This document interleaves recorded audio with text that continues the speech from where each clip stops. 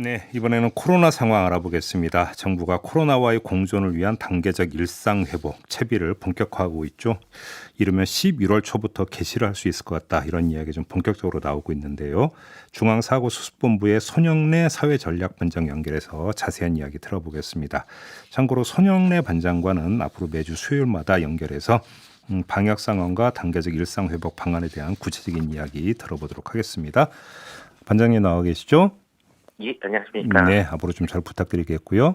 예, 자, 일단 어제 그 주목을 했던 게 백신 패스를 권덕철 보건복지부 장관이 언급을 하셨던데 좀 구체적인 그림을 좀 그려주세요. 백신 패스가 어떤 겁니까?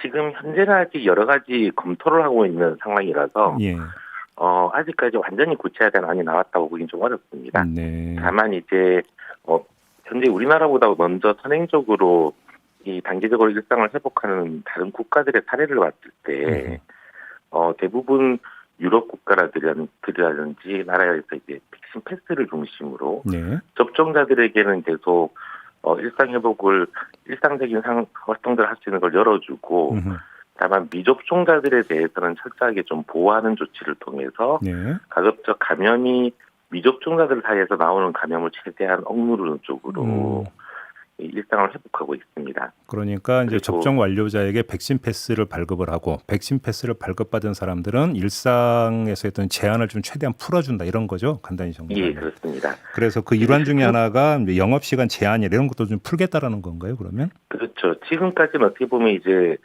전체 확진자 규모를 저희가 누르기 위해서 네. 이 광범위한 이 다중이용 시설의 영업 제한 조치들을 하고 있었다 그러면요. 사람의 숫자를 통제한다든지 영업 시간을 제한한다든지 등의 그런 조치들을 하고 있었다 그러면 예. 이 향후의 방향은 미접종자들 사이에서의 감염을 최대한 이 통제해 보는 방식으로 예. 그렇게 전환되는 것입니다. 그럼 예를 들어서 제가 한번 그 가정 상황을 놓고 질문을 드려볼게요. 만약에 식당이나 카페 이런데 그러니까 제한 시간을 좀 푼다고 한다면, 예.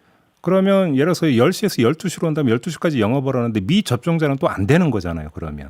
미접종자분들은 PCR 음성 확인서 같은 걸 지참하는 경우 이용할 수 있도록 보통 해주고 있고요. 네. 다른 나라들을 보고 있으면 예. 아마 그런 방식들이 우리나라에도 적합할까 지금 검토하고 있는 중입니다. 그러니까 제가 여쭤보는 취지가 뭐냐면 백신 패스를 받았는지 안 받았는지를 그러면 뭐 예를 들어서 식당주나 이런 분들이 일일이 확인한다고 해서 상당히 번거롭고 현장 마찰이 또 발생할 수도 있지 않을까 싶어서 질문드린 거거든요. 지금 현재도 저희가 이 스마트폰이라든지 네. 혹은 신분증에 백신 그 스티커를 붙여드리고 있는 중입니다. 네네네. 그러니까 이제 그런 방식으로 하든 혹은 우리도 아예 별도로 카드 같은 형태로 또 발급을 하든 등을 통해 가지고 좀 현재도 확인은 가능하지만 좀 더 원활하게 확인을 할 수 있는 제도들을 좀 더 검토를 해봐야 될 거라고 보고 있는 중이고요. 네. 근데 일부 보도를 보면 그 백신 패스 발급자에게 인센티브를 주는 거와는 정반대로 미접종자에게는 불이익을 주는 방안도 검토하고 있다. 이런 보도가 있었는데 맞습니까? 불이익을 준다기보다는 사실은 이 백신 패스 제도라고 하는 것 자체가 이제 접종을 하지 않으신 분들한테는 여러 가지 불편함이 생길 수밖에 없습니다. 네. 이제 이런 다중이용 시설을 이용을 하려 그러면 PCR 음성 확인서를 지참하도록 하고 있는 중이니까 네. 그 자체가 상당히 좀 불편해지는 부분들이 좀 생기는 거고요. 예. 다만 이게 이렇게 하는 그 근거들은 접종자와 미접종자들 사이에서 중증화율이나 치명률의 차이가 워낙 큽니다. 지금 예.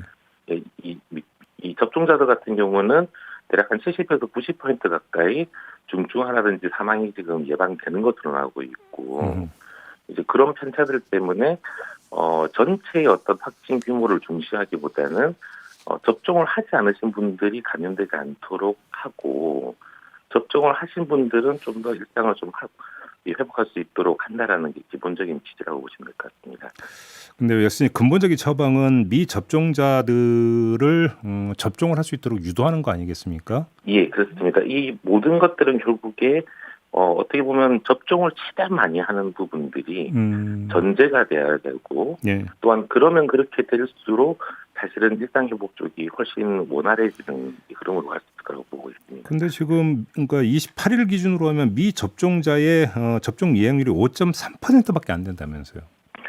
예, 지금 저희가 이제 10월 말까지는 전체 국민의 70%, 예. 약 이제 성인만 기준으로 놓고 보면 80%, 혹은 이제 위험하신 60대 이상을 놓고 보면 90% 이상의 접종률을 지금 일단 1차적으로 만드는 게 목표입니다. 예. 아마 10월 말까지는 충분히 달성 가능할 거라고 보고 있는 중이고요. 네. 사실은 지금 예약되고 있는 상황을 보고 있으면 70%를 더 넘어가고 있기 때문에 예. 이제 최대한 노력을 해서 한 80%까지 전체 국민의 예. 접종률을 끌어올리고, 그리고 그 이상으로 사실은 전 접종률을 올리겠다라고 하는 생각까지 가지고 있는 중입니다. 혹시 그게 분석이 됐나요? 지금 추석 연휴 이후에 이제 접종자가 참 확진자가 늘고 있잖아요. 예. 근데 이 가운데 지금 이제 접종 완료자와 그러니까 그 접종자 비율 이게 좀 집계가 되고 있습니까? 예, 저희가 이제 매일마다 그거를 바로 분석하기 쉽지 않아서 주별로 분석을 하고 있는 중이고요. 예. 이제 지난주의 경우 전체 확진자의 약 90% 정도는 미접종자들이고 접종자는 한 10% 정도에 불과합니다. 지금. 아, 그래요? 제가 예. 이 질문을 왜 드렸냐면 단계적 일상 회복으로 전환했을 때 전 국민 80%의 접종이 기준이잖아요. 그러면 접종 예, 70%죠. 70%자 70. 말하는. 그러니까 이제 그 고위험군 그 90% 전 국민 80% 이제 단계적 일상 회복으로 넘어가기 위한 조건으로서. 예. 지금 저희가 1차 조건은 전 국민의 70%, 근데 이제 18세 이상 성인으로만 따지면 예. 80%가 되는 거죠. 그러니까 성인 기준으로. 예. 예. 근데 성인 기준으로 80%라고 하더라도 나머지 20%가 거의 1,000만 가까이를 헤아리게 되는 건데 예. 이분들을 계속 미접종 상태로 놔두면 이것도 참 큰 문제가 되는 거 아닙니까? 예, 맞습니다. 지금 이 정부 입장에서는 최대한 접종률을 현실적으로 좀 어렵다 하더라도 12세 이하 아동들 지금 이제 아직까지 그 백신의 유효성이 지금 완전히 분석이 안 돼서 접종을 하지 않고는 연령층을 빼고는 예. 사실은 거의 모든 분들이 접종을 맞는 쪽이 가장 좀 바라는 원하는 이게 목표가 됩니다. 그래서 10월 말까지 말씀하신 대로 10월 말까지 전체 국민의 70%, 성인 기준으로 80%를 우선 달성하고 예. 그 위에 80% 이상으로 가기 위해서 다시 또 접종 기회를 계속 열고 홍보하고, 그리고 아마 외국에서 이런 백신 패스 제도 같은 것들이 한편으로 접종률을 끌어올리는 데도 굉장히 좀 도움이 되고 있는 중이라서. 아, 유인 효과가 있다고 보시는 거죠? 예, 아무래도 미접종하신 분들이 좀 불편하시게 되니까 이런 분들이. 그래서 그런 식으로, 그리고 또 특히 고령층 같은 경우는 이제 거의 90% 넘게 지금 접종을 하셨기 때문에 고령층의 경우에는 나머지 분들은 아예 다시 한번 좀 세심하게 좀 이렇게 연락을 해본다든지 어떤 문제 때문에 접종을 안 하시는지. 그러니까 바로 그 부분인데요. 예를 들어서 이제 지금까지는 나이 때문에 그러니까 접종 대상이 아니었던 경우는 제외를 하고 접종 대상이었는데도 접종을 받지 않은 분들 가운데 그러니까 일종의 그러니까 접종 거부자들이 있을 거 아닙니까? 예. 이들이 좀 어느 정도 되는지 이게 파악은 안 되는 거죠. 저희가 그러니까 이거는 각종 인식조사를 토대로 볼 수밖에 없는 것 같습니다. 네. 이제 인식조사 같은 것 상태의 결과들을 보고 있으면 말씀하신 대로 뭐 일시적인 사정이라든지 현재 본인의 상태가 아니고 굉장히 적극적인 접종 거부층은 우리나라의 경우에는 10% 이내라고 지금 파악되고 있는 중입니다. 아, 10% 이내. 예, 보통 이제 그런 의사를 물었을 때 결과마다 조금 편차는 있지만 한 7에서 10% 사이 분들이 절대 접종을 받지 않겠다라고 하는 적극적 의사층으로 보이고 있고요. 그러면 이들 사이에서 언제라도 확진자는 나올 수 있다라고 지금 봐야 되는 거잖아요. 그렇죠. 이게 이제 10%만 잡는다더라도 우리나라 인구 기준으로 따지면 500만 명 정도가 넘게 됩니다. 그러니까요. 예, 이제 이분들이 작은 숫자는 아니고요. 뭐 싱가포르 같은 거 비교하면 한 국가 정도의 인구층이 되는 거니까. 그러니까 이제 앞으로의 방향은 이분들 사이에서의 감염을 최소화시키는 게 굉장히 중요해지는 겁니다. 지금까지는 총 환자 수가 얼마냐 이게 더 중요했다 그러면 이제부터는 예를 들면 같은 환자가 3,000명이 발생한다 하더라도 이 접종자들 사이에서 돌파 감염이 일부 발생하는 거는 중증화율이나 사망률이 그렇게까지 걱정할 수준이 아닌데 이분들이 전부 미접종에서 발생하게 된다 그러면 상당히 높은 치명률과 중화율이 나타나게 되는 겁니다. 그래서 이 사회적 거리두기 체계도 전체 전체 환자를 차단시키는 그런 조치보다는 이런 미접종 받으신 접종을 하지 않으신 분들 특히 그 중에서도 고령층 분들 예, 예. 이런 분들이 최대한 감염이 되지 않도록 음. 이분들에 대해서 보호하고 이런 시설들은 더 특히 보호하고 예. 하는 측의 조치가 이제 더 유효해지는 측입니다. 알겠습니다. 지금 코로나 일상회복위원회를 꾸릴 계획이라면서요? 예, 그렇습니다. 아마 늦어도 다음 주 정도까지는 저희가 위원회를 꾸려서 예.